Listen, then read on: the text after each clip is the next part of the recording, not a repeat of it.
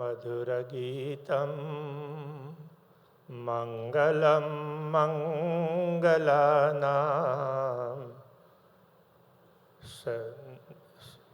निगमबल्ली सत्फलं चेत्स्वरूपं सकृदपि परिगीतं श्रद्धया हेलया वा भृगुवरनरमात्रं तारयेत् कृष्णनाम भृगुवरनरमात्रं तारयेत् कृष्णनाम.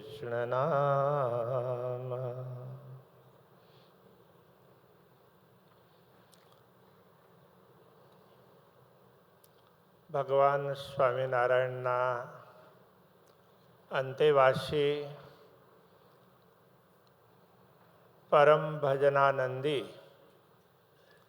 એવા મુક્તાનંદ સ્વામીને આખો સંપ્રદાય ખૂબ સરસ રીતે જાણે છે, પણ એમના નામનું સ્થાન આખા સંપ્રદાયમાં જેને પ્રસ્થાપિત કર્યું હોય એવા સંપ્રદાયના ખૂબ જ વિદ્વાન, કર્મઠ, ભજનાનંદી સંત એવા પરમ આદરણીય શાસ્ત્રીજી શ્રી ઘનશ્યામ પ્રકાશદાસજી સ્વામી, મંચમાં ઉપસ્થિત બધા જ આદરણીય સંતો, મનીષીઓ અને જેમને આ કાર્યક્રમમાં આવવા માટે અમને ખાસ આમંત્રિત કર્યા એવા સ્વામી શ્રી સુબ્રત સ્વામીજી અને કે આપના પરમ ભક્ત જે વર્ષોથી મળતા હોય છે તેવા શ્રી મહેશભાઈ, આ સભામાં ઉપસ્થિત સહો હરિભક્તો, સત્સંગીજનો, ખૂબ આનંદનો અનુભવ થયો કે લોયા ગામ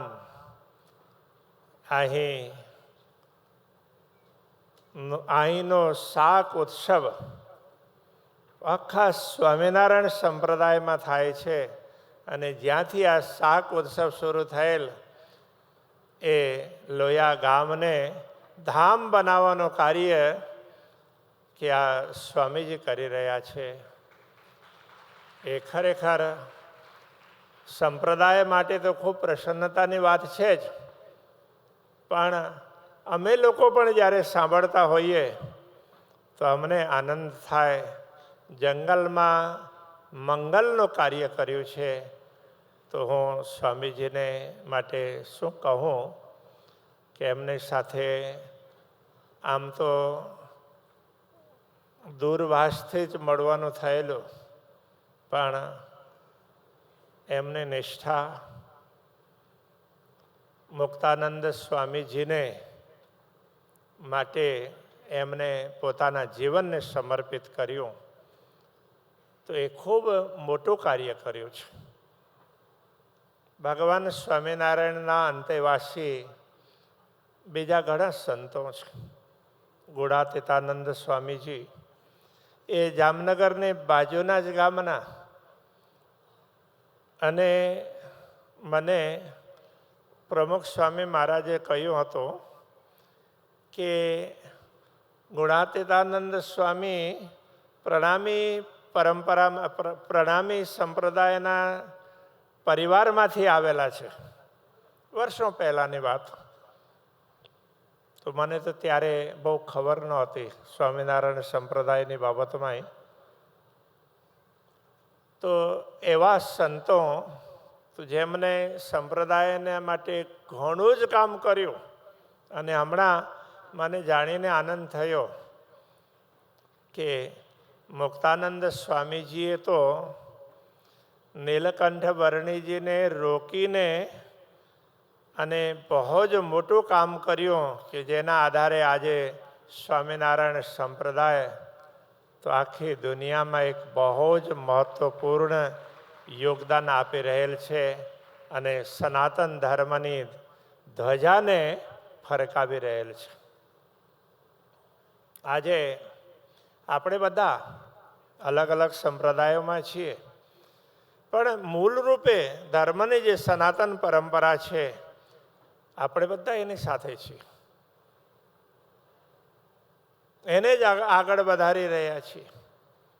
કે સ્વામિનારાયણ સંપ્રદાયમાં પણ ઘણા બધા સંત મનીષીઓ ભલે અલગ અલગ સ્થાનોને વિકસિત કરી રહ્યા છે, પણ અંતતો ગત્વા કે બધા તો સનાતન ધર્મના જ અંગો છે. સનાતન ધર્મને પરિપુષ્ટ કરવું, આખી દુનિયા માટે સાચો માર્ગ બતાવવું એ આપણા બધાનું કર્તવ્ય છે. તો મને સુબ્રત સ્વામીજીએ વાત કરેલી તો આ ગામમાં કેવી પરિસ્થિતિ હતી અને તો સ્વામી ઘનશ્યામ પ્રકાશદાસજીએ ખૂબ પરિશ્રમ કર્યો, ઘણા બધા સંતોને જોડ્યા અને આ ગામને સરસ મજાનું ધામ બનાવવાનું કાર્ય કર્યું અને મંદિરનું પણ નવનિર્માણ થઈ રહ્યું છે.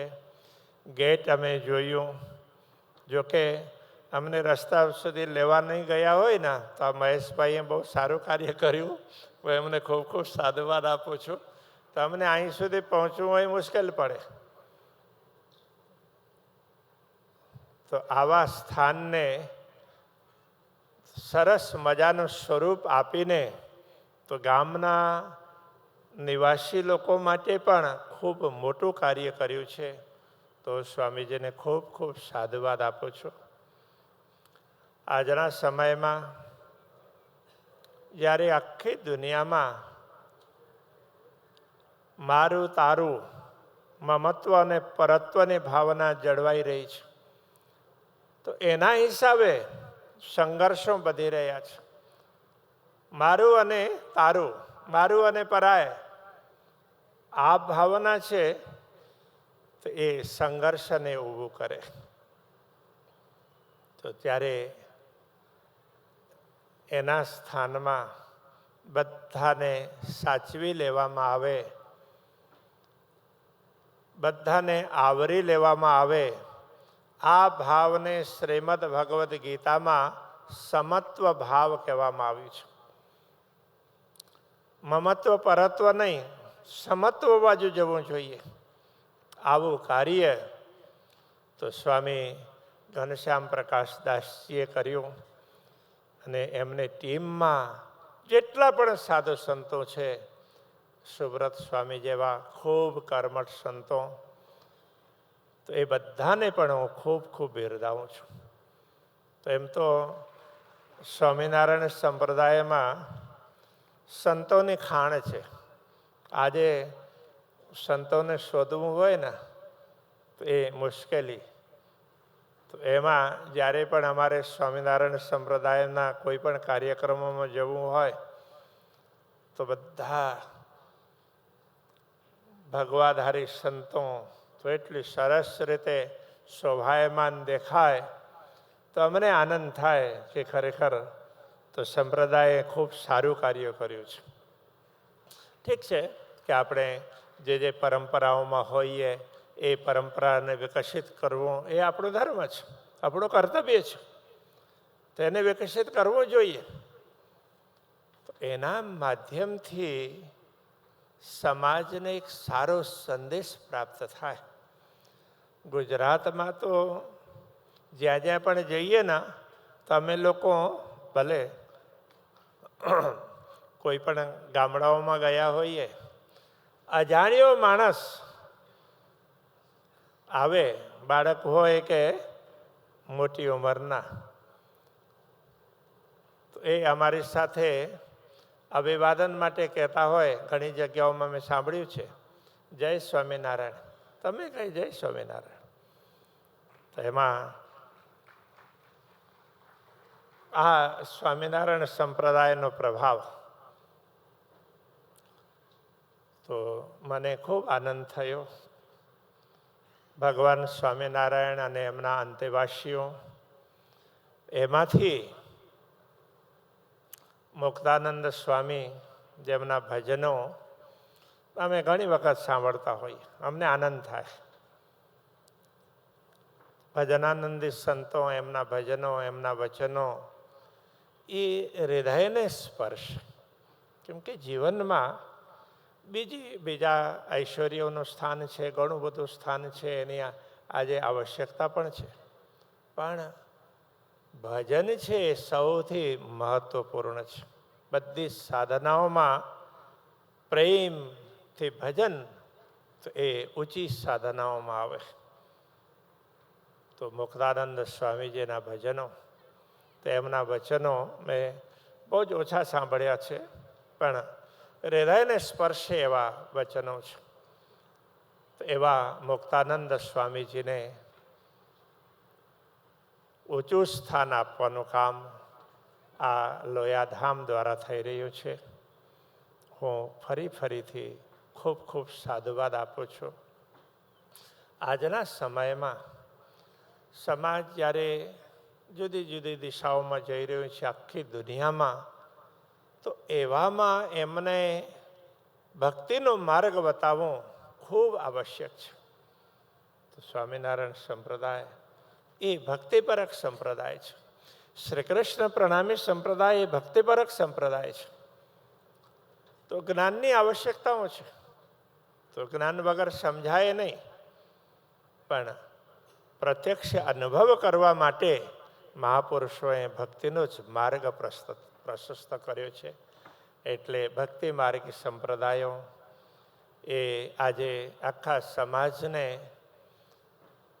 એક માણસનો ભાવ હોય એ ભાવને સાચી દિશા આપવા માટે ખૂબ સારા કાર્યો કરી રહેલ છે. તો અહીં મંદિરનું નિર્માણ સરસ મજાનો આરંભ થયું છે. તો જ્યારે આ પૂર્ણ થશે તો ત્યારે કેટલા બધા ભક્તો એનો લાભ લેશે, આખા ગામના લોકો લાભ લેશે. અને આ લોયા ગામ ખરેખર આપ સૌએ જે નામ આપ્યું છે લોયાધામ, તો ખરેખર એ લોયાધામ તરીકે પ્રસિદ્ધ થશે. તો એ ભગવાન સ્વામિનારાયણ અને એમની સાથે મુક્તાનંદ સ્વામીજીના નામને રોશન કરશે. તો એમાં જેમનો ખૂબ મોટો ફાળો હશે તો એ સ્વામીજીનો ફાળો હશે. તો સ્વામીજીએ ખૂબ સારું કાર્ય કર્યું છે. હું હવે જ્ઞાન ઉપદેશની વાતો તો અહીં ખૂબ થઈ, એટલે હું એ દિશાઓ પર ન જઈને, સમય પણ થયો છે, અત્યારે વિરામનો સમય થયો છે, પછી અપરાહ્નના સમયમાં આ બધા ફરીથી સભામાં જોડાવાના. એટલે હું ફરી બિરદાવીને મારી વાણીને વિરામ આપું છું. તો આખા વિશ્વનું કલ્યાણ થાય. ધર્મના ધ્વજને કે આપ ખૂબ સરસ રીતે ફરકાવો અને આખી દુનિયાને લાભ આપો, તો આખી દુનિયાનું ભલું થાય. તો એના માટેના આપ સૌના પ્રયત્નો ખૂબ સારા છે. બધાનો ભાવ ભક્તિ બાજુ જાય.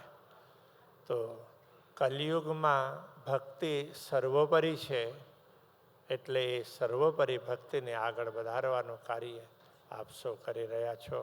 એ બદલ ફરી સાધુવાદ આપીને હું મારી વાણીને વિરામ આપું છું. અને સૌને ખૂબ ખૂબ સાધુવાદ, ખૂબ ખૂબ ધન્યવાદ. બધા સંતોને પણ અભિવાદન અને બધા ભક્તોને પણ ખૂબ ખૂબ સાધુવાદ. એની સાથે જો મારી વાણીને વિરામ આપું છું. પ્રણામ. જય સ્વામિનારાયણ.